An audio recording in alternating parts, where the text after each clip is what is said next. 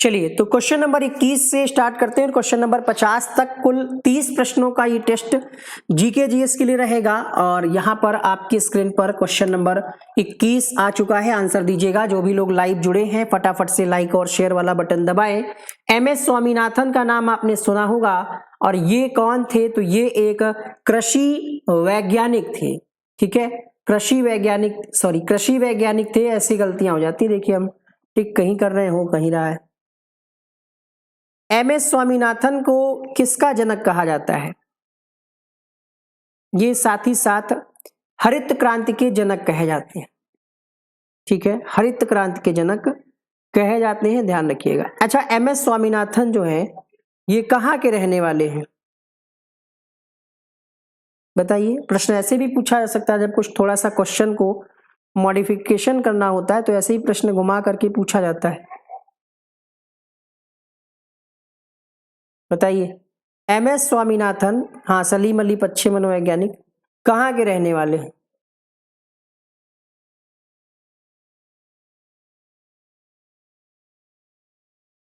भारत में हरित क्रांति, ठीक है।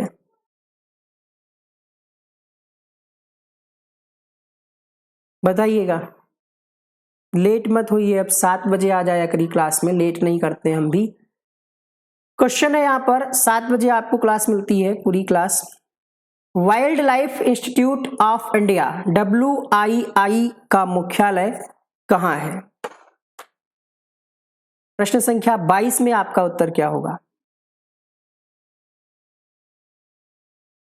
तमिलनाडु।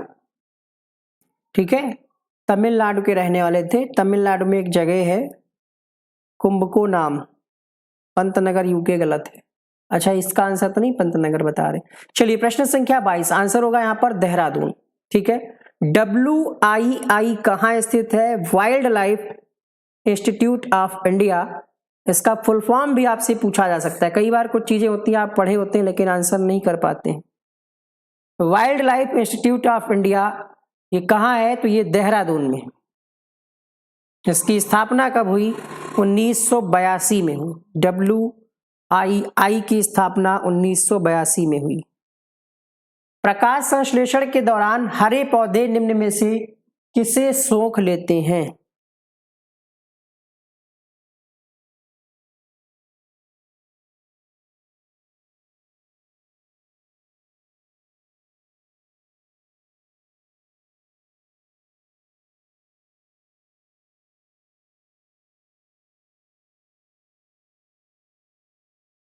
क्वेश्चन नंबर 23, 1982, ध्यान रखिएगा। आंसर होगा यहाँ पर कार्बन डाइऑक्साइड को सोख लेते हैं। आंसर होगा आपका ऑप्शन नंबर C। अपशिष्ट उत्पादों को खाने वाले जीवों को क्या कहा जाता है? मृतक बच्ची, मांस बच्ची, शाक बच्ची, रसायन बच्ची।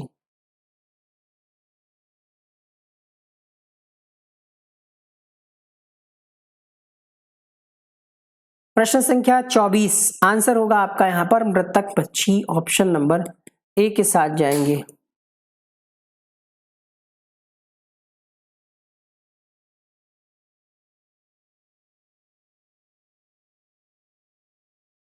तप्त भौमजल से किस प्रकार की ऊर्जा प्राप्त होती है?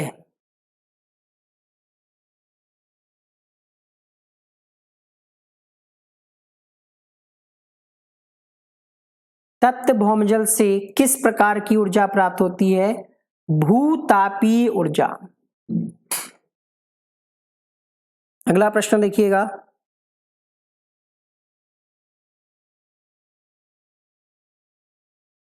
सोलह घास स्थल कहां पाए जाते हैं?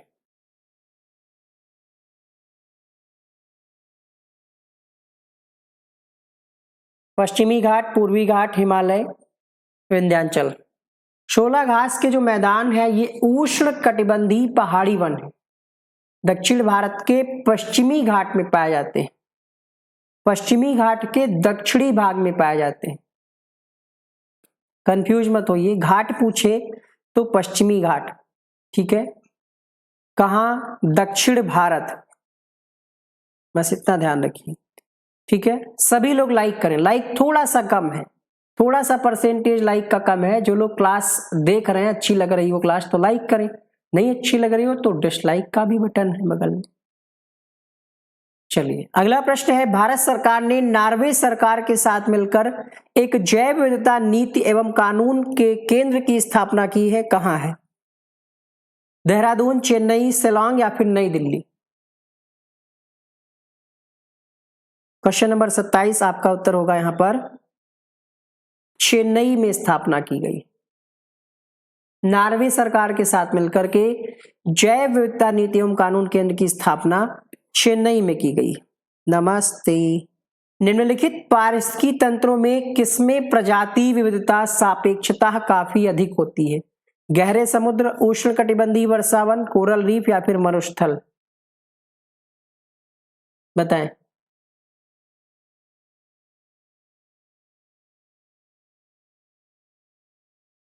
देखिए बिहार का जो एस्टेट आएगा उसमें बिहार के निवासी ही भर सकते हैं। प्रश्न संख्या 28 उत्तर होगा उष्ण कटिबंधीय वर्षावन अधिक होती है, इसमें प्रजाति विविधता। क्वेश्चन नंबर 29, भारत में जैव विविधता की दृष्टि से संतृप्त क्षेत्र निम्न में से कौन सा है?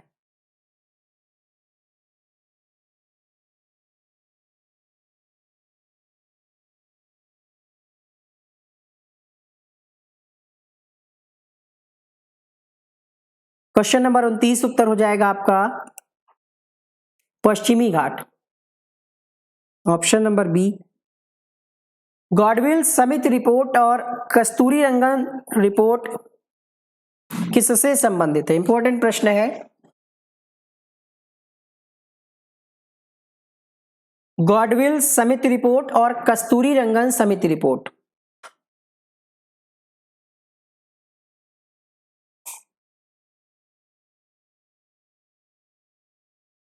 ये संबंधित है पश्चिमी घाटों के संरक्षण से। ऑप्शन नंबर यहां पर डी के साथ जाएंगे। भारत में निम्नलिखित में से कौन सी एजेंसी मुख्य रूप से प्रदूषण के मापन से संबंधित है?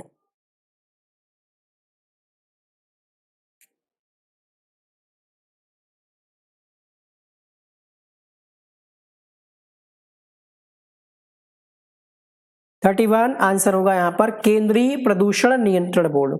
अच्छा बताइएगा कि केंद्रीय प्रदूषण नियंत्रण बोर्ड की स्थापना कब हुई? सेंट्रल पॉल्यूशन कंट्रोल बोर्ड की स्थापना कब हुई? 1974 में हुई। ध्यान रखिएगा ये जो है प्रदूषण के मापन से संबंधित है।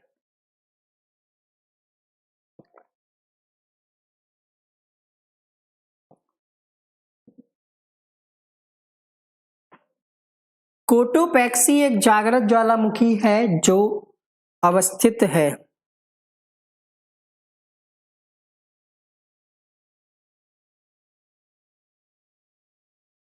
थर्टी टू में आपका आंसर होगा एंडीज में, ऑप्शन नंबर सी के साथ जाएंगे। तिब्बत की सांगपो नदी भारत में किस नाम से जानी जाती है?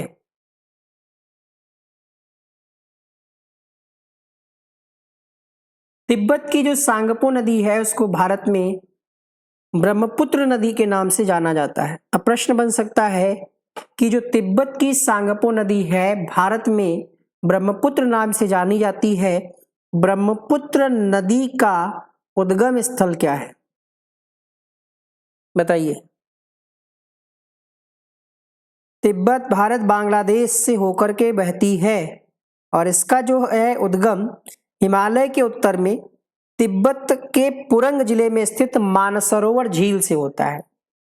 ठीक है, मानसरोवर झील से इसका उद्गम होता है।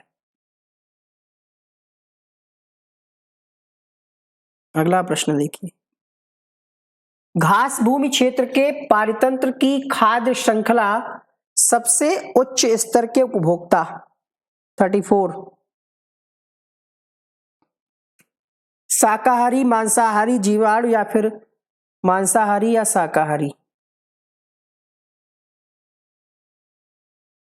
क्वेश्चन नंबर 34 आंसर होगा मांसाहारी, सबसे उच्च स्तर में आ जाते हैं। अगला प्रश्न,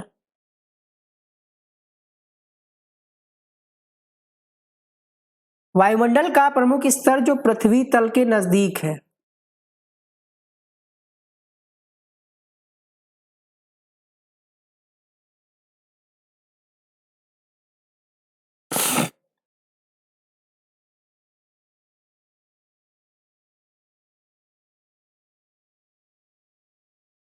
पृथ्वी तल के जो नजदीक है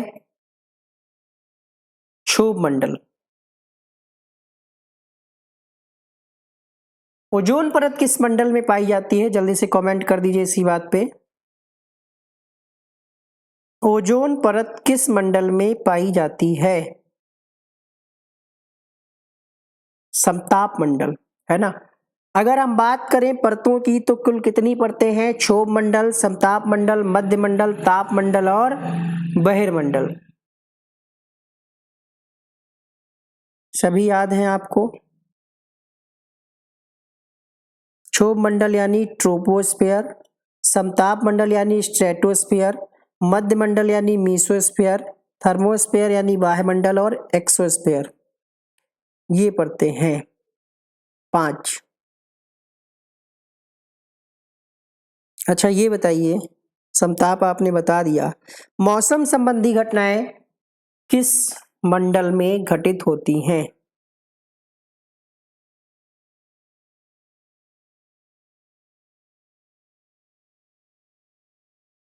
प्रथम परत क्षोभ मंडल ही है, पृथ्वी तल के नजदीक है। अगला प्रश्न देखिए, संयुक्त राष्ट्र, देखिएगा इंपॉर्टेंट प्रश्न है, इससे कई सारे प्रश्न बन सकते हैं। आंसर करिए आप सारे लोग। नीतू राजपूत, बबीता किड्स, राकेश जी, आदित्य लोधी, सुप्रिया, नवनीत, दिव्या शुक्ला, पंखुड़ी, अंशु, विकास, प्रियंका, यूपी पुलिस। क्या बात है। संयुक्त राष्ट्र सुरक्षा परिषद के कितने स्थायी सदस्य हैं?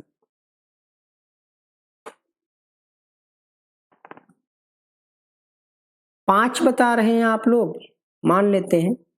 अब 5 सदस्य आपको अगर नहीं पता है तो आप इससे संबंधित प्रश्न गलत कर सकते हैं, क्योंकि प्रश्न ऐसे आएगा कि निम्नलिखित में से कौन सा देश सुरक्षा परिषद का स्थायी सदस्य नहीं है। तो 5 सदस्य में है आपका अमेरिका।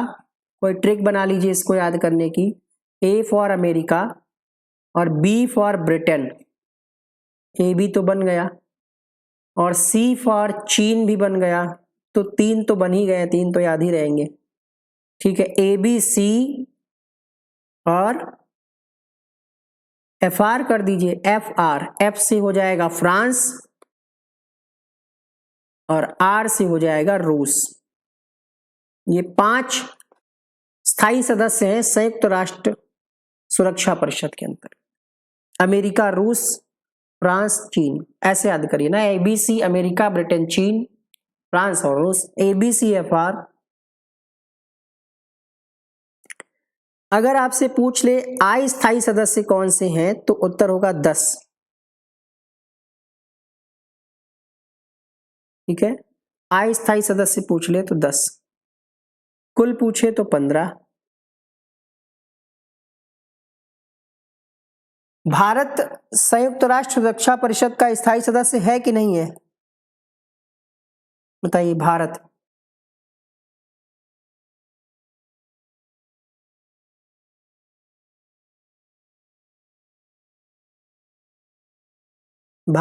अस्थायी सदस्य है। अस्थायी सदस्य में भारत है, आयरलैंड है, केन्या है, नाइजर है, नॉर्वे, वियतनाम, मैक्सिको, एस्टोनिया, संत विसेंट। ये टोटल 10 हैं, याद रखिएगा। अच्छा, इसका मुख्यालय कहाँ है? न्यूयॉर्क में है संयुक्त राष्ट्र का मुख्यालय। सरिस्का राष्ट्रीय उद्यान कहाँ है? Question number 27। रेगुलर क्लास लो बच्चे, आप अपने आप बढ़ेंगे। अब तो रेगुलर है भाई, कोई क्लास नहीं बंद हो रही है। संडे को भी नहीं बंद कर रहे हैं। जिस दिन अर्जेंट कोई वर्क होगा या डॉक्टर के पास जाना होगा तो हम प्रीमियर लगा देंगे रिकॉर्ड करके। ठीक है, आप लोग रेगुलर आइए। बात तो ये है कि मोटिवेशन मिलता है, मतलब काम करने में मन लगता है, पैसा अलग मैटर करता है। बाकी यूट्यूब की अगर आपको थोड़ी सी भी जानकारी होगी तो इस समय की स्थिति ये है, जब 5000 व्यूज होते हैं एक वीडियो पर, टीचिंग कैटेगरी की अगर हम बात करें, तब $1 बनता है। ठीक है, $1 का मतलब समझ रहे हैं, लगभग 75 रुपए, 5000 व्यूज पर। बस ये है, आप लोग ज्यादा संख्या में आते हैं तो मोटिवेशन मिलता है, व्यूज अलग मैटर करता है। 37वां प्रश्न आपके सामने, आंसर होगा राजस्थान। अगला प्रश्न, पारिस्थितिकी तंत्र में ऊर्जा का मुख्यतः स्रोत कौन सा है? एटीपी, सूर्य का प्रकाश, डीएनए, आरएनए। तो डीएनए आरएनए होगा नहीं, सूर्य का प्रकाश जो है मुख्य स्रोत। एक मार्ग का संबंध किससे है?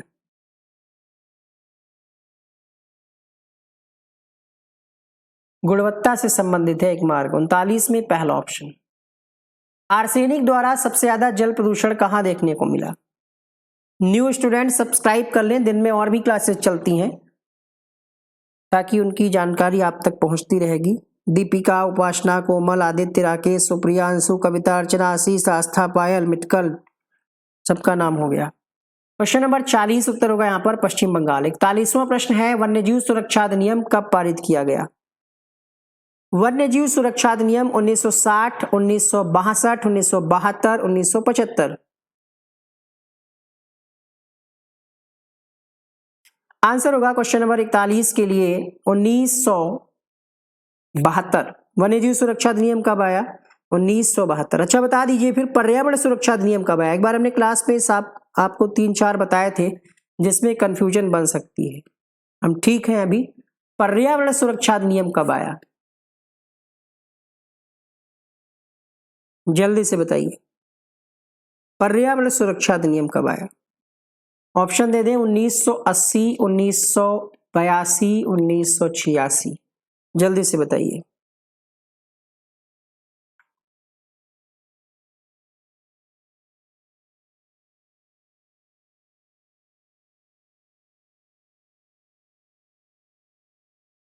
लेट ना हुआ करें। 80-86 में देखिए लोग कंफ्यूज हो गए, कुछ लोग 80, कुछ लोग 86। 3 टाइप के क्वेश्चन हैं ये। कुछ दिन पहले शायद ये क्वेश्चन हम करा भी चुके हैं, फिर भी गलत हो रहे हैं। देखिए,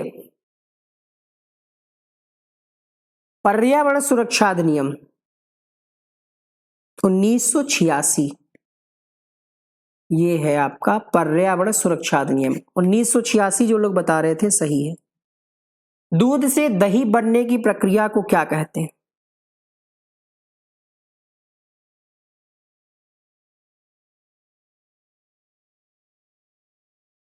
जो लोग 1980 बता रहे हैं वो वन संरक्षण, यहाँ पर आरती निरंजन ने लिख दिया है वन संरक्षण अधिनियम 1980, पर्यावरण संरक्षण 1986, वन्यजीव 1972 और हाथी परियोजना 1992। ठीक है, यहाँ पर आरती जी का कमेंट आ रहा है, हम कोशिश करेंगे कि ये कमेंट पिन हो जाए। 142 लोग हमें देख रहे हैं, बहुत बहुत धन्यवाद जिन लोगों ने वीडियो को लाइक शेयर किया। मतलब एक दिल से खुशी होती है जब थोड़ा सा संख्या बढ़ती है। यहां पर आंसर होगा किड़वन, ऑप्शन नंबर सी। जहां पर क्लास में सुधार की जरूरत हो आप फीडबैक भी दें कि कौन से टॉपिक के क्वेश्चन आपको ज्यादा कराया जाए, कहां पर आपको प्रॉब्लम आ रही है, हम कराएंगे वो चीजें। भारत एवं पाकिस्तान का विभाजन किस योजना के तहत हुआ, बताइए। क्वेश्चन नंबर 43, माउंटबेटन है पहले ऑप्शन में, फिर है क्रिप्स योजना, चेम्सफोर्ड योजना, वेबल योजना। यहां पर आपका आंसर होगा माउंटबेटन योजना। माउंटबेटन योजना जो थी, इसी के तहत भारत और पाकिस्तान का विभाजन हुआ। कब हुआ? 15 अगस्त 1947 को भारत को 2 भागों में बांटा गया इसी के आधार पर।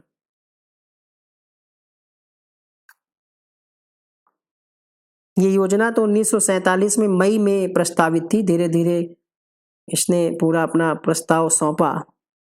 एक प्रश्न और बनता है, यहां पर आपसे एक प्रश्न पूछा जाता है कि माउंटबेटन योजना का आधार क्या था? तो ध्यान रखिएगा, देश का बंटवारा करना, देश का विभाजन। अब माउंटबेटन इसका नाम क्यों पड़ा? क्योंकि लॉर्ड माउंटबेटन जो थे ये भारत के अंतिम वायसराय थे और ब्रिटिश के प्रधानमंत्री उस समय थी क्लेमेंट एटली। उनके द्वारा सत्ता के त्वरित हस्तांतरण का कार्य सौंपा गया था। मई 1947 में माउंटबेटन एक योजना लेकर के आए, उसी के तहत इन्होंने प्रस्ताव दिया। इस योजना को डिकी बर्ड प्लान भी कहा गया। क्या आप जानते हैं? प्रश्न बन सकता है कि डिकी बर्ड प्लान योजना का संबंध किससे है। ठीक है, Dickie Bird plan. Pandit Jawaharlal Nehru ने इस योजना का विरोध भी किया। उन्होंने कहा कि इससे देश का बाल्कनीकरण होगा। तो जब इन्होंने ये बात कह दी तो इसका नाम पड़ गया इस योजना का योजना बाल्कन। ये भी लिख लीजिए, इस योजना का नाम योजना बाल्कन भी पड़ गया। फिर एक योजना और आई, 3 जून योजना उसे कहा गया। अच्छा, इस योजना के तहत प्रावधान क्या हुआ ये भी जान लीजिएगा। बिल्कुल सही नवनीत, हम भी वही बता रहे थे। ब्रिटिश भारत को 2 डोमिनियन यानी भारत और पाकिस्तान में विभाजित करना था। चलिए आगे बढ़ते हैं। प्रश्न संख्या 44, महावीर ने किस भाषा में उपदेश दिया? महावीर ने उपदेश किस भाषा में दिया? उत्तर होगा यहां पर प्राकृत भाषा। है किसी ऑप्शन में? अर्थशास्त्र किसकी रचना है? अर्थशास्त्र कौटिल्य की रचना है। अशोक ने कलिंग पर आक्रमण कब किया? अशोक ने कलिंग पर आक्रमण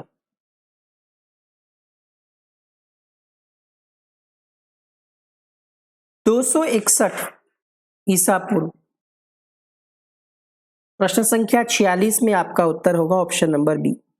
अपने सिंहासन रोहण के 8वें वर्ष 261 ईसा पूर्व में कलिंग पर आक्रमण किया और इस युद्ध के बाद अशोक ने बौद्ध धर्म अपना लिया। प्रश्न बन सकता है कि किस घटना के बाद अशोक ने बौद्ध धर्म अपनाया? तो कलिंग पर आक्रमण के बाद काफी खून खराबा हुआ, फलस्वरूप इन्होंने बौद्ध धर्म को अपनाया। अच्छा, ये बताइए कि जो कलिंग युद्ध हुआ था किसके किसके बीच हुआ?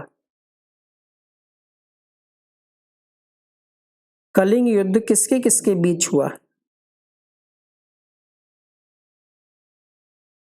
मौर्य साम्राज्य के प्रथम सम्राट और अशोक महान के दादा चंद्रगुप्त मौर्य, इन्होंने कलिंग पर हमला किया था लेकिन सफलता नहीं मिली। इसी का बदला लेने के लिए अशोक ने कलिंग पर आक्रमण किया। यही जो है कलिंग युद्ध का मुख्य कारण माना जाता है। किसके बीच हुआ अगर आपसे पूछ ले तो अशोक और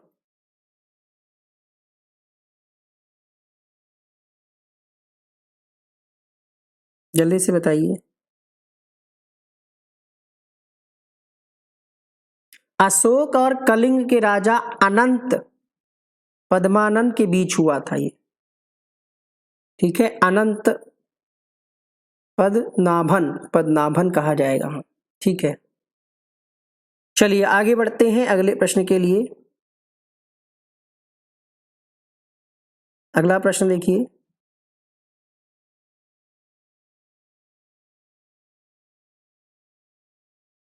अशोक और अनंत ध्यान रखिए। देखिए 326 किसी ने पूछा है, 326 में सिकंदर ने भारत पर आक्रमण किया था। सिकंदर के द्वारा भारत पर आक्रमण किया गया था, याद रखिएगा। सूर्य तथा पृथ्वी के मध्य ग्रह, अशोक अनंत नहीं पता था। ठीक है, प्रिया जायसवाल। क्वेश्चन नंबर 47 आंसर होगा यहां पर बुध एवं शुक्र। 48 एशिया यानी रूस और उत्तरी अमेरिका अलास्का को अलग करने वाली जल संधि बताइए।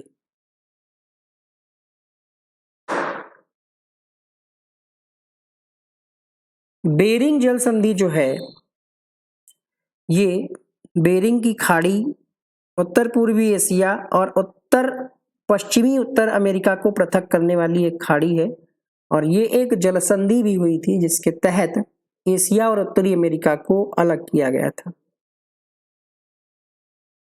अगला प्रश्न देखिएगा,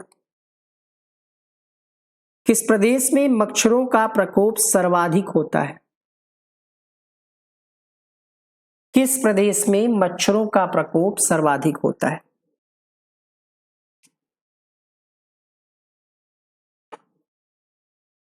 विकल्प है भाबर, तराई, बांगर, खादर। तो तराई क्षेत्र में आपको ज्यादा मच्छर देखने को मिलेंगे। क्वेश्चन है, प्रथम वित्त आयोग का गठन कब किया गया? ऑफिस का नंबर अलग रखिए, घर का अलग रखिए, क्यों फोन आएगा। प्रथम वित्त आयोग का गठन 1951 में किया गया। क्या स्कोर रहा? कुछ गलतियां की, कुछ नया सीखा कि नहीं? कमेंट बॉक्स में लिखिए कि 30 में आपका क्या स्कोर। अभी क्लास